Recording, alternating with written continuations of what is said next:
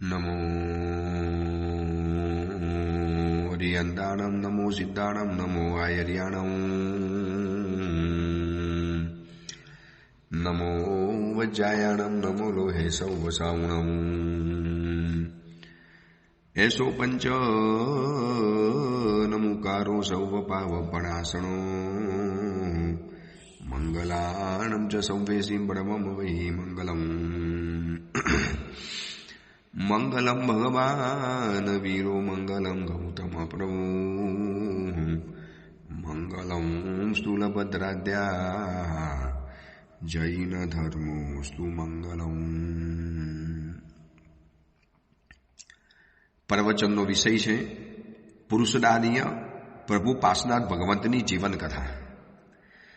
પાસનાથ ભગવંતની જીવન કથા એવી છે કે જે સમસ્યા હું અને તમે જીવનની અંદરમાં રોજ સહન કરીએ છીએ, રોજ આપણે એના ભોગ બનીએ છીએ, પરંતુ એ સમસ્યામાંથી કેવી રીતે રસ્તો કાઢવો એ કદાચ આપણને ખબર નથી પડતી.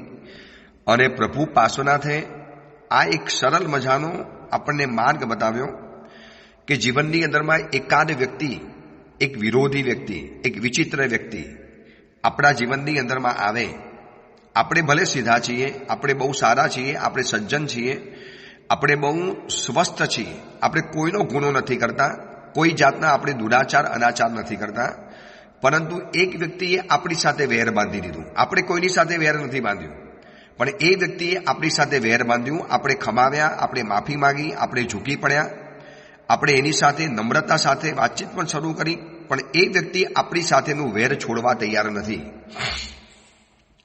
તો એ વ્યક્તિ આવનારા ભવની અંદરમાં આપણી સાથે આવશે, આપણા જીવનની અંદરમાં આવશે, આપણને હેરાન પરેશાન કરી નાખશે. પાસનાથ ભગવંતના 10 ભવમાંથી 5 ભવની અંદરમાં આ કમઠે પરમાત્માને વિચિત્ર રીતે ખતમ કર્યા છે, હત્યા કરી છે. 24 તીર્થંકરમાંથી માત્ર એક પાસનાથ ભગવંત એવા છે કે જે પાસનાથ ભગવંતને 5 ભવ સુધી કમોતે મરવું પડ્યું છે. આપણે જે શંખેશ્વર ભગવંતની પૂજા કરીએ છીએ, અથવા તો જીરાવલા, અંતરિક્ષજી, શેરીસા, નાકોડા, જેટલા પણ પાસનાથ ભગવંતની પૂજા કરીએ છીએ, તો એમાં રહેલું જે પાસનાથ ભગવંતનું જે તત્વ છે, એ તત્વ આપણને એમ શીખવાડે છે કે તમે ભલે સીધા છો, પરંતુ કોઈ એક વ્યક્તિ વિચિત્ર જીવનમાં મળશે તો એની સાથે કેવી રીતે જીવવું, બસ આ જ રસ્તો છે. દુર્ધ્યાન નથી કરવું, દુર્ભાવ નથી કરવો, દુર્બુદ્ધિ નથી કરવી અને દુષ્કાર્ય નથી કરવું. પાસનાથ ભગવંતની આત્મવિકાસ યાત્રાનું અવલોકન કરતા કરતા એક મેસેજ આપણા દિલની અંદરમાં ટકરાય છે. અત્યારે શંખેશ્વર પાસનાથ ભગવંતના રોજ દર્શન કરીએ છીએ ભાવ વિભોર બનીને, અને એટલા બધા ભીડના વચની અંદરમાં પ્રભુ પાસનાથ ભગવંત બેઠેલા છે, એમ લાગે કે આ પરમાત્મા વીઆઈપી છે. હવે એમની એપોઇન્ટમેન્ટ મળવી બહુ કઠિન પડી ગઈ છે. આપણે શાંતિથી કલાક એકાંતમાં એકલાને ભગવંતને મળવું હોય તો કદાચ હવે શંખેશ્વર ભગવંત આપણને મળી શકે એમ નથી. તો એ પાસનાથ ભગવંતની સામે જ્યારે ઊભા રહીએ અને પ્રભુ પાર્શ્વનાથની જ્યારે આખી આત્મવિકાસ યાત્રાનું જ આપણે અવલોકન કરીએ છીએ કે એક ભવની અંદરમાં નાનકડા દુર્ધ્યાનના કારણે પ્રભુને બીજા ભવની અંદરમાં કુક્કુટ સર્પ બનવું પડ્યું, બીજા ભવમાં હાથી બનવું પડ્યું, તિર્યજના ભવમાં જમવું પડ્યું. પણ પછી પ્રભુએ જે આત્મવિકાસની યાત્રા જે આગળ વધારી, એનું અવલોકન કરતા કરતા એક મેસેજ બહુ સુંદર મળે છે. ભૂલતા શીખશો તો પાર્શ્વનાથ બનશો. જાણે કે શંખેશ્વર ભગવંતની આંખ, જાણે કે શંખેશ્વર ભગવંતનો પ્રભાવ, જાણે કે શંખેશ્વર પાસનાથ ભગવંતનું અસ્તિત્વ આપણને શીખવાડે છે, દોસ્ત જીવનની અંદરમાં ભૂલતો શીખી જા તો તું પાર્શ્વનાથ બની શકીશ. કમઠની આત્મપતન યાત્રા જગતને એક મેસેજ મોકલે છે કે સામેની વ્યક્તિને ભૂલોને એટલી યાદ ન કરો કે જે તમારા સંસ્કાર બની જાય. મતલબ એક વાક્યમાં અગર કહેવું હોય તો કહી શકાય, પાર્શ્વનાથ પ્રભુ યાદ રાખી ન શક્યા અને કમઠ ભૂલી ન શક્યો. બસ આ જ પ્રભુની આત્મવિકાસ યાત્રાનું મૂળ ભાગ છે. આપણે ઘણી વખત છે ને કોકના અપમાન, કોકના કડવા વચન, કોકની અવહેલના, કોકના ટાર્ગેટ આપણે બન્યા હોઈએ, કોઈ આપણા જીવનની અંદરમાં કંઈક બગાડ્યું હોઈએ, એ આપણાથી ભૂલ્યું નથી ભૂલાતું. હર હંમેશ દિલની અંદરમાં યાદ રહ્યા કરે, આને મને અપમાન કર્યું, હેરાન કર્યો, પરેશાન કર્યો, આ વ્યક્તિએ મારા જીવનની અંદરમાં યાદ કર્યું, હું એને નહીં છોડું, યાદ રાખીશ. જિંદગીભર કદાચ તમે એની સાથે બદલો નથી લઈ શકવાના, પરંતુ યાદ રાખીને આ કમઠે એ જ કર્યું ને, કેટલા વર્ષો સુધી એને યાદ રાખ્યું હશે. જ્યારે મરુભૂતિ માફી માંગવા માટે ગયો અને ભૂલી ન શક્યો અને પથ્થર માથા ઉપર ફેંકી અને પોતાની આત્મપતનની અધપતનની યાત્રા એને જીવનમાં નિશ્ચિત કરી લીધી. પ્રભુનું તો બહુ જાજુ બગડ્યું નથી, માત્ર એક ભાવમાં દુર્ધ્યાનના કારણે પ્રભુને હાથી બનવું પડ્યું બસ. પછી પ્રભુ તો સાવધાન બની ગયા અને પ્રભુ સમજી ગયા કે મારે ભૂલતા શીખવું પડશે. આજે પાસનાર ભગવતની ત્રીજો દિવસની આરાધના, આજે પ્રભુનું દીક્ષા કલ્યાણ, આજે આપણે અઠ્ઠમનો ત્રીજા ઉપવાસમાં છો અથવા તો એકાસનાનો ત્રીજો દિવસ હશે. જે પણ 45 માલા ગણીશું, ઓમ રીમ અરહમસી પાર્શ્વનાથાય સર્વજ્ઞાય નમઃ, પાર્શ્વનાથાય નાથાય નમઃ, આપણે જે આજે માલા ગણીશું એ માલા ગણતા એક વાત જીવનમાં યાદ રાખવા જેવી છે કે ભૂલતા શીખવું પડશે. અપમાન, તિરસ્કાર, કોકના કડવા વચનો આ નથી ભૂલાતા. અને પાર્શ્વનાથ ભગવતની આત્મવિકાસ યાત્રાનું આ જ એક મેસેજ છે કે ભૂલતા શીખો. જીવનમાં જે પણ કડવા પ્રસંગો બની ગયા, કટુ સ્મૃતિ છે, એને ફાડીને ફેંકી દો, એને ઉઠાવીને ફેંકી દો. ગઈકાલે થઈ ગયું, પતી ગયું, આજે આગળ નીકળી જાઓ. અને નથી ભૂલાતું માટે તો આપઘાત થાય છે, નથી ભૂલાતું માટે તો આત્મહત્યાના પ્રસંગો બને છે, નથી ભૂલાતું માટે કોર્ટ કચેરી જબરજસ્ત બને છે, નથી ભૂલાતું માટે ઘરની અંદરમાં કજિયા થાય છે, સંકલેશ થાય છે, નથી ભૂલાતું માટે તો ભાઈઓ છૂટા પડે છે, નથી ભૂલાતું માટે તો કેટલાક લોકો એકબીજાના ખૂન ખરાબા કરી નાખે છે. જ્યારે આ પાસનાર ભગવંત ભૂલી ગયા, કમઠનો વિરોધ, કમઠનું વેર, કમઠનું અપમાન, કમઠે મારા જીવનની અંદરમાં જે પણ વિતાડ્યું, 5 ભવ સુધી પ્રભુને ખૂન ખરાબા સહન કરવા પડે. અને પ્રભુ એક ભવની અંદરમાં કિરણવેગ વિદ્યાધર હતા, ત્યાં પણ એને માર્યા. સુવર્ણબાહુ ચક્રવર્તી હતા, ત્યાં પણ સહન કરવું પડ્યું. દરેક ભવની અંદરમાં આ કમઠે એનું વેર વાર્યું છે. પ્રભુ ભૂલી ગયા, પ્રભુએ યાદ નથી રાખ્યું. એટલે એક વાક્ય ગાથાની જેમ યાદ રાખજો, પાર્શ્વ પ્રભુ યાદ રાખી ન શક્યા અને કમઠ ભૂલી ન શક્યો. બસ આપણે કયા રસ્તે જવું છે નક્કી આપણે કરવાનું. કમઠના રસ્તે જવું છે કે પાર્શ્વનાથ પ્રભુના રસ્તે જવું છે? Choice your. આપણા કોર્ટની અંદરમાં ગોલ છે.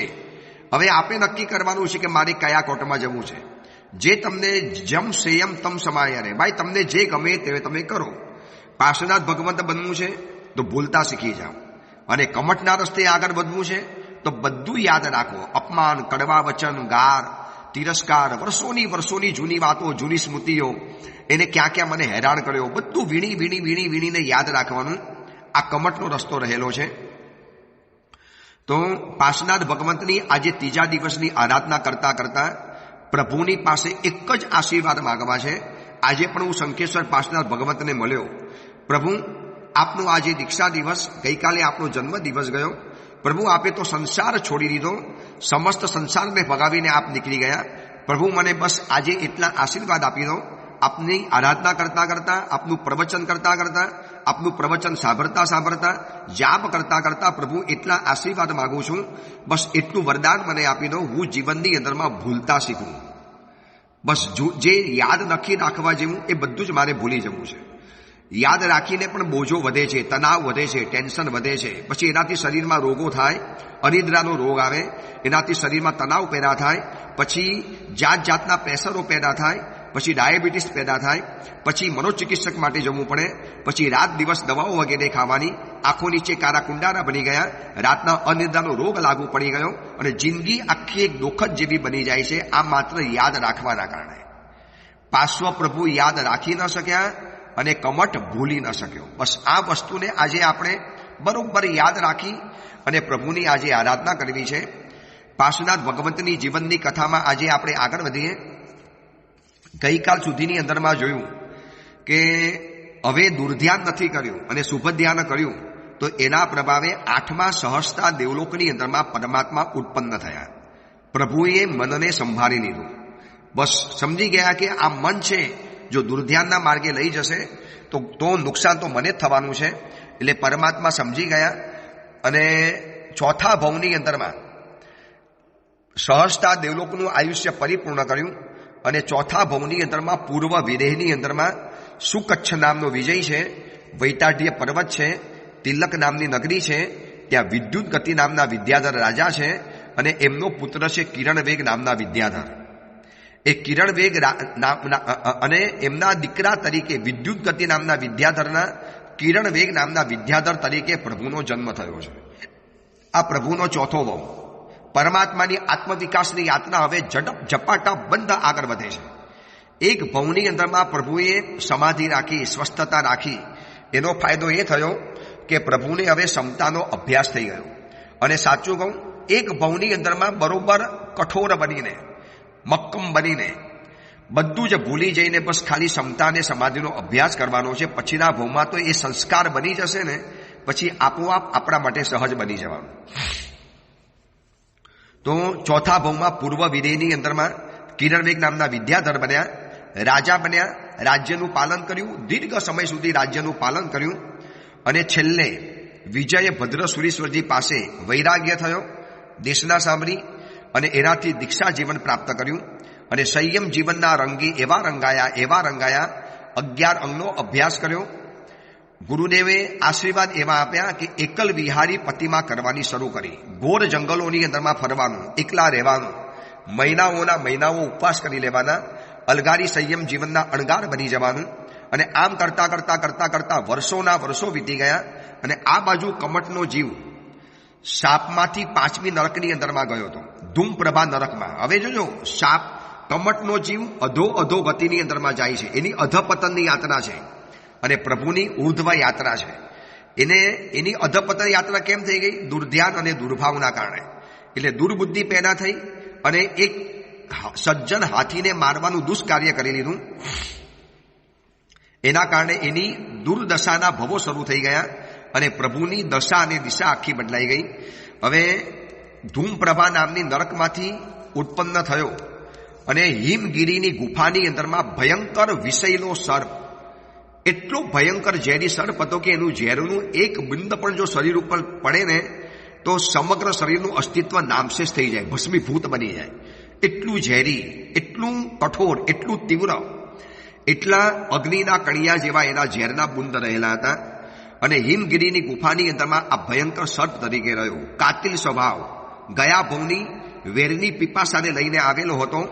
અને આ બાજુ કિરણવેગ મુનિવર વિહાર કરતા એ જંગલની અંદરમાં ગયા અને કાવસક ધ્યાને ઉભા રહી ગયા.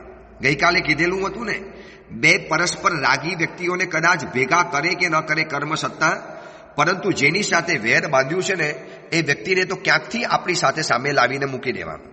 હવે આમાં તો પાસનાર ભગવંતે તો કમટનું કશું બગાડ્યું જ નહોતું. પ્રભુ તો ઉલટાના માફી માંગવા માટે ગયા હતા, પરંતુ કમઠે પ્રભુની સાથે બગાડ્યું છે. તો ભગવાનનું બગડ્યું છે, પરંતુ પરમાત્માનું કશું જ નથી બગડ્યું. બહારથી દેખાશે કે ભગવાનનું બગડ્યું, પ્રભુને કમોતે મરવું પડ્યું. પ્રભુના જીવનની અંદરમાં આવા હત્યાના સિલસિલા ચાલ્યા, પણ પ્રભુનું આત્મદ્રવ્ય નિર્મલ બની ગયું અને પ્રભુ તો ઉત્થાનના માર્ગે આગળ નીકળતા ચાલ્યા. એટલે પાસનાથ ભગવંતની કહાની મેં તમને કીધું ને કે આપણા જીવનમાં બનતી કેટલીક ઘટનાઓ એ પ્રભુના જીવનમાં બની છે, એટલે આપણને કામ લાગે છે કે આ પ્રભુના જીવનમાંથી શું શીખવા જેવું છે. હિમગીરીની ગુફાની અંદરમાં બનેલો આ ભયંકર સર્પ, કમઠનો જીવ, અને એ જંગલની અંદરમાં પ્રભુ આવ્યા અને પ્રભુને કાવસક ત્યાંને ઉભા રહ્યું. અને આ બાજુ ભોજનની ખોજ માટે, ખોરાક શોધવા માટે આ હિમગીરીના ગુફામાંથી આ સર્પ બહાર નીકળ્યો છે. સુસવાટા મારતો સાપ, જેને જોયા પછી જંગલના મોટા પ્રાણીઓ પણ દૂર ચાલ્યા જાય. અને જેવો બહાર નીકળ્યો, ગુફામાંથી બહાર આવ્યો અને બરોબર ઝાડ નીચે શાંત પ્રશાંત મૂર્તિ સમાન, જેમને જોયા પછી ભલભલી વ્યક્તિઓના વિકારો, કસાયો શાંત થઈ જાય, એ જ પાસનાર ભગવંતના આત્મા કિરણવેગ નામના મુનિવરને જોયા. રાજર્ષિ મુનિવર છે અને ગયા ભવનું વેર અંદરમાંથી ઉછળી આવ્યું. ભયંકર વેર અંદરમાંથી ઉછળી આવ્યું અને થયું બસ મારું, ખતમ કરી નાખું એને. અને ભયંકર સુસવાટા મારતો સાપ એટલો મોટો હતો, એટલો જાડો અને કદાવર હતો. કાવસક ધ્યાનની અંદરમાં ઉભા રહેલા મુનિવરને વિટરાઈ વર્યો. એવા શરીરની અંદરમાં અજગરી ભરડો લીધો, એવી ભીષ લીધી, પ્રભુને એવા ઘેરી વર્યો છે. ધીરે ધીરે પોતાની પકડ ટાઈટ કરતો જાય અને પ્રભુના શરીરના હાડકાના ચૂરે ચૂરા થતા જાય. કાતિલ પીડા, ભયંકર પીડા, અને સીધું જ પોતાની ફેણ મસ્તક ઉપર મૂકી અને મસ્તકના મર્મ ભાગમાં બરોબર મધ્ય ભાગની અંદરમાં ડંખ ઉપર ડંખ મારી જાય છે, જેનું એક બુંદ સમગ્ર શરીરને અગન જ્વાલાની અંદરમાં ફેંકી શકે છે. એટલી ભયંકર કાતિલ પીડા થાય, જેના એક બુંદથી આ તો આખો નાખો વાડકો ખાલી કરે છે, ડંખ ઉપર ડંખ મારે છે. ખબર નહીં ગયા ભાવનું શું વેર ઉછળી આવેલું છે, એને એટલી ખબર નથી, કશું જ નથી જાણતો કે આ વ્યક્તિ કોણ છે, હું એને કેમ મારું છું, હું એને કેમ વિટરાઈ વર્યો છું, એને મારું કશું જ નથી બગાડ્યું, તો પછી હું એનું કેમ બગાડું છું. બસ વેર ભાવના આવું કશું જ જોવા તૈયાર નહીં થાય. એક ભાવની અંદરમાં બાંધેલું વેર કેટલા ભયંકર પરિણામો આપી શકે છે. પરંતુ પ્રભુનો ક્ષમતાનો અભ્યાસ, પ્રભુની સમાધિની એક પરીક્ષા થઈ ગઈ. માટે તો પાસનાર ભગવંતનો આજે આટલી બોલબાલા છે. પરમાત્માએ દરેક ભવની અંદરમાં આ બધું હસતા હસતા સહન કર્યું છે, વગર ગુને, વગર વાંકે. ચલો આપણો વાંક હોય અને સહન કરી લઈએ ને, એમાં મોટી વાત નથી. મેં ગુનો કર્યો, અપરાધ કર્યો અને મેં સહન કરી લીધું, શું મોટી વાત હતી એમાં? પરંતુ આ પાસનાર ભગવંતની જીવનની હાલત એવી છે કે કશું જ નથી કર્યું. પ્રભુ તો બિલકુલ બિન ગુનેગાર છે, છતાં પણ પરમાત્મા ઉપર આ ઉપસર્ગોને સહન કરવા પડ્યા છે. ભગવંત મહાવીર સ્વામીને તો 27મા ભવની અંદરમાં ઉપસર્ગ આવ્યા, જ્યારે ભગવાન પાર્શ્વનાથને છેલ્લા 10 ભવથી આ ઉપસર્ગોને સહન કરવાનું આવ્યું છે. અને હિમગીરીની ગુફાની અંદરમાં બહાર રહેલો આ ભયંકર સર્પ પ્રભુને એવો ભરડો લઈને વીંટી વર્યો છે, શરીરની અંદરમાં ડંખ ઉપર ડંખ મારે છે. એટલી કાતિલ પીડા શરીરમાં પેદા થઈ છે ને કે દુર્ધ્યાન ભલભલાને થઈ જાય. કેટલી બધી પીડા, કેટલું બધું સહન કરવાનું. કોણ છે આ સાપ? કેમ મને મારે છે? કેમ આવું કરતો હોય છે? લાવ એને ઉખાડીને ફેંકી દઉં. રાજર્ષિ છે, શરીરમાં તાકાત હતી, ઉખાડીને ફેંકી શકતા હતા. પરંતુ પ્રભુએ જોયું કે કર્મનો હિસાબ ચૂકતે કરવા માટે કોઈ જીવ આવ્યો છે, કરવા દો. કોઈક મારો પૂર્વભાવનો વેરી લાગે છે, ભલે કાંઈ નહીં, જે કરવું હોય એ કરવા દો. જાણે કે સારા બન્યા તેનું ઇનામ તો પછી મળશે પરમાત્માને. પરંતુ આ કમઠી સજા તો ભગવંતને પહેલા આપી દીધી. અને કાતિલ દંખ માર્યા. પ્રભુનું શરીર વિંધાઈ ગયું, નીચે શરીર ધરતી ઉપર પટકાઈ પડ્યું. સાપે ભગવાનને છોડી દીધા. બસ જાણે સંતોષ માનતો હોય એવી રીતે સાપ ચાલી પડ્યો. સાપને ખબર નથી કે આ તમારો એક ભવનો ભાઈ છે, આ તીર્થંકરનો આત્મા છે, પરમ સૌભાગ્યશાળી કલિકાલ કલ્પતરુ પાસનાર ભગવંતનો આ આત્મા છે. પરંતુ એ સાપ કશું જોઈ ન શક્યો, એ તો નીકળી ગયો. અને પરમાત્મા ત્યાંથી કાર ધર્મ પામી અને 5મા ભવની અંદરમાં 12મા અચ્યુત નામના દેવલોકની અંદરમાં 22 સાગરોપમ ધરાવતા દેવ તરીકે ઉત્પન્ન થયા. શું બગડ્યું પ્રભુનું? એક દુર્ધ્યાનથી પ્રભુ બચ્યા. પરંતુ આ દુર્ધ્યાનથી બચવું જ અત્યંત કઠિન છે. ભલે આપણે બોલી લઈએ પ્રવચનની અંદરમાં, હું બોલી લઉં છું, તમે આ પ્રવચન સાંભળી લો છો, પરંતુ આ દુર્ધ્યાનથી બચવું એટલે જિંદગીની બહુ મોટી પરીક્ષા છે. ભલભલી વ્યક્તિઓને જીવનમાં દુર્ધ્યાન આવી જાય. હું બોલું છું ને તો પણ મને જીવનમાં દુર્ધ્યાન આવી જાય છે. પરિસ્થિતિ માટેનું કેટલો વિહાર કરવાનો, કેટલી ઠંડી, કેટલી ગરમી. અત્યારે એવી કડકડતી ઠંડી પડે છે. 2 મહિના જવા દો, પછી આકાશમાંથી જે અગન વર્ષા થવાની છે, જે ભયંકર ગરમી પડવાની છે, 50 ડિગ્રી સુધી ગરમી પહોંચી હતી ગયા વખતે. તો આ બધા પ્રત્યેનો જે શિકાયતનો ભાવ, મનમાં ડરનો ભાવ, પરિસ્થિતિથી ભાગવાનો પ્રયત્ન, આ બધું જ છે દુર્ધ્યાન. અને પ્રભુ આ બધાથી બચ્યા છે. માટે તો પ્રભુની આજે બોલબાલા છે, માટે તો પ્રભુની આજે લોકો જય જયકાર કરે છે. આજે સવારે શંખેશ્વર ભગવતના તીર્થના દેરાસરની અંદરમાં 4 વાગે પણ હજારો માણસોની ભીડ. 4 વાગે ઠંડી તો અત્યારે એવી છે કે કોઈ પણ વ્યક્તિને પોતાના રૂમમાંથી કે ઘરમાંથી બહાર આવવાનું મન ન થાય. એમ જ થાય કે સીધા ઘરમાં ભાગી જઈએ, અંદર ઘૂસી જઈએ. એટલી બહાર કડકડતી ઠંડી. એમાં 3 વાગ્યાથી લોકો રોડ ઉપર લાઈન લગાવીને બેઠેલા છે. ધન્ય હોજો એ શંખેશ્વર પાસનાથ ભગવંતના ભક્તોને, અને ધન્ય હોજો આપણા પાસનાથ ભગવંતને કે આપણને આવું નિમિત્ત આપ્યું અને આપણને આવું સમજાવ્યું કે દુર્ધ્યાનથી બચતા રહેવા જેવું છે.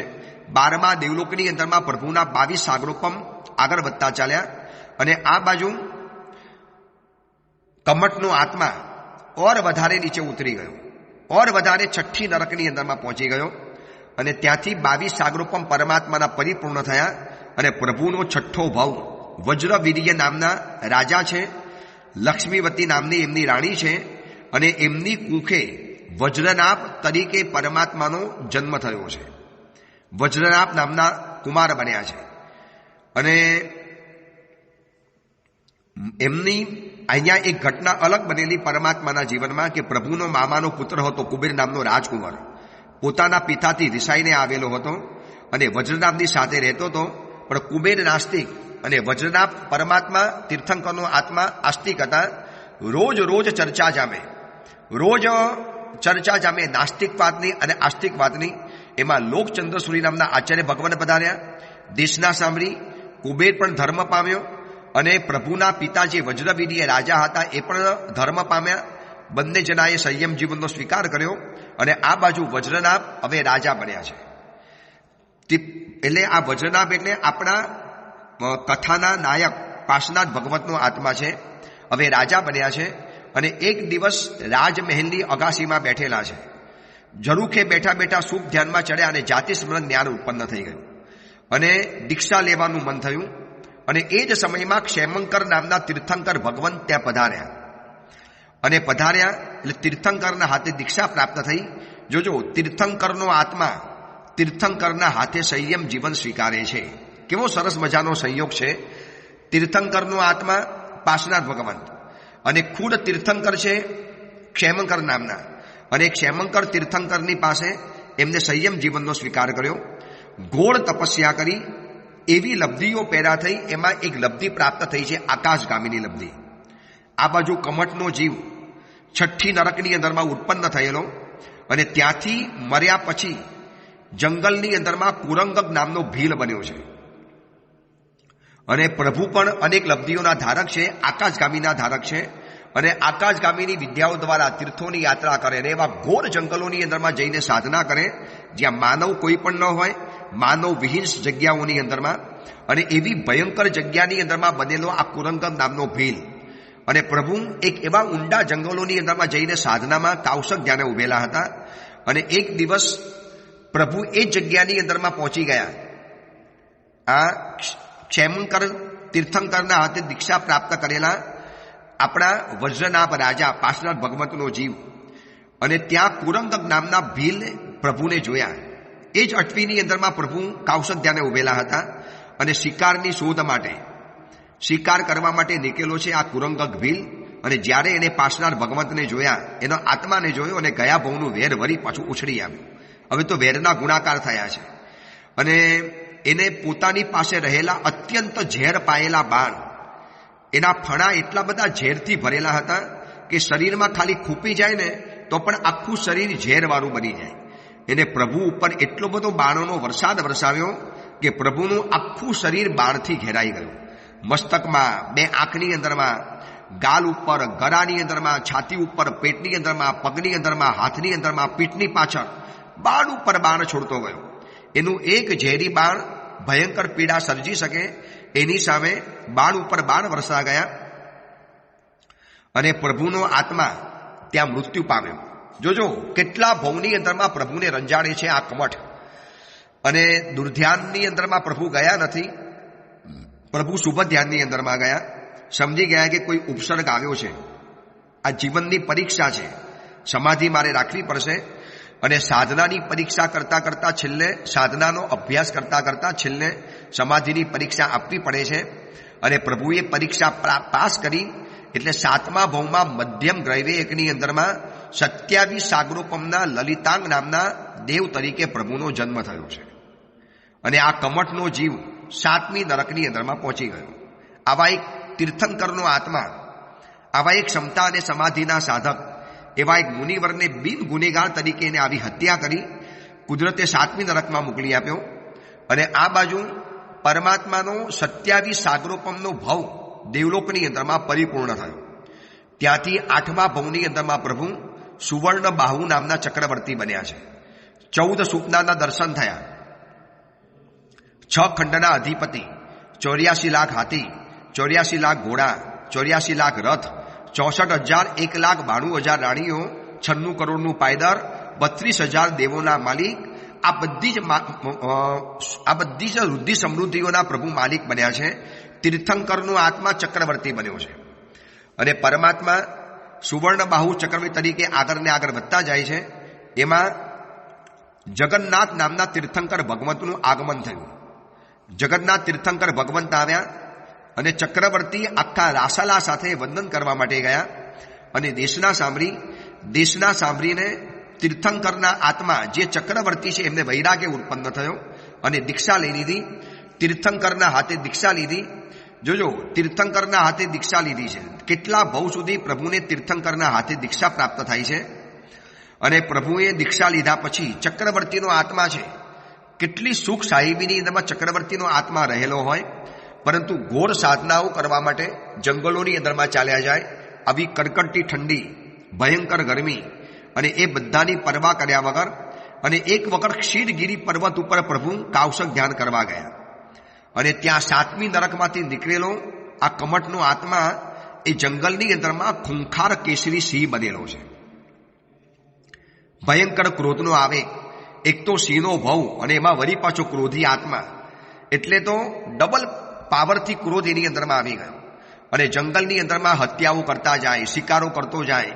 એમાં એક દિવસ આ ક્ષીરગીરી પર્વત, એનું ક્ષીરવાન જંગલ અને જંગલની અંદરમાં પ્રભુને કાવસક ધ્યાને ઉભેલા જોયા.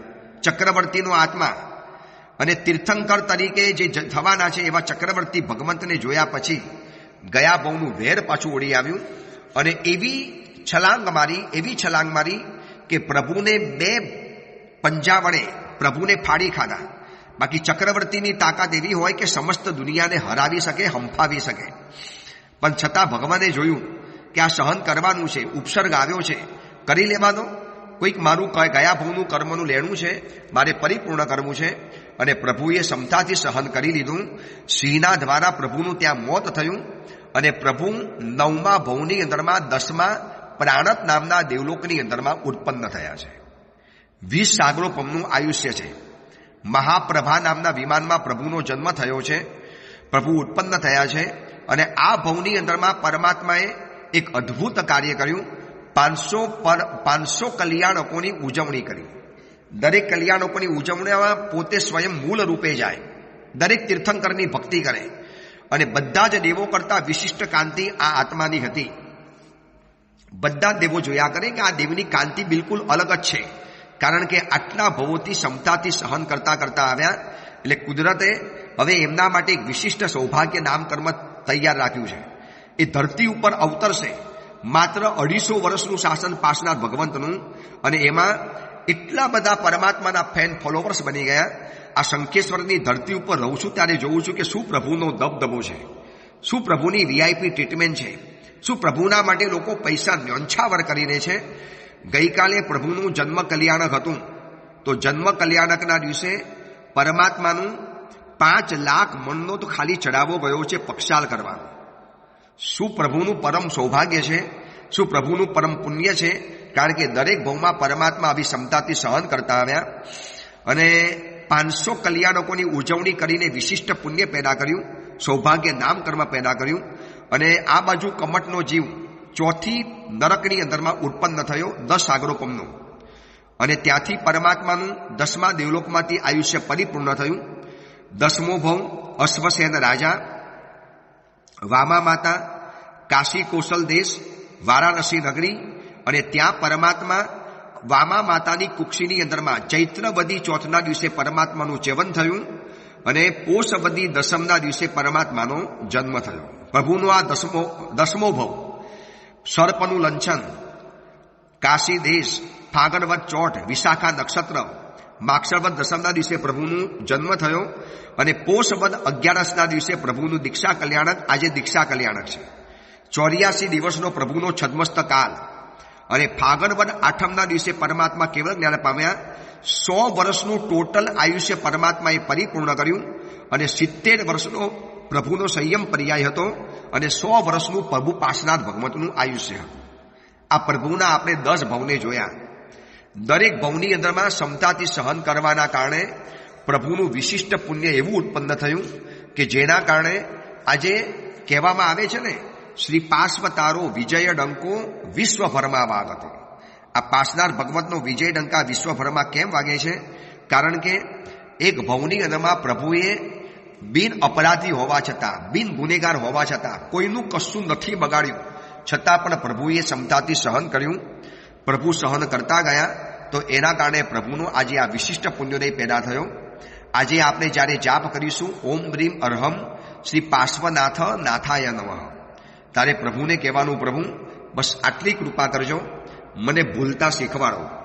કમટની જેમ મારે યાદ નથી રાખવું. ભૂલતા શીખ્યા તો પાર્શ્વનાથ બન્યા, અને ભૂલી ન શક્યા તો કમટનો આત્મા ઉત્પન્ન થઈ ગયો. તો મારે બધાનું ભૂલી જવું છે, કોઈનું કશું યાદ નથી રાખવું. આ 3 દિવસની પાર્શ્વનાથ ભગવંતની આરાધના આજે આપણે પરિપૂર્ણ કરીએ છીએ. આવતીકાલથી 3 દિવસના પ્રવચન માંગલિક રહેશે. વળી પાછા કુવલયમાલા ગ્રંથની અંદરમાં આપણે આગળ વધીશું. આ 3 દિવસની અઠ્ઠમની આરાધના ગામ ગામ દેશ દેશાવરમાં થઈ હશે. ઘણા લોકોએ ઓડિયો પ્રવચનની પ્રેરણા પ્રાપ્ત કરી અને આ કર્યું હશે, અઠ્ઠમ વગેરે આરાધના કરી હશે.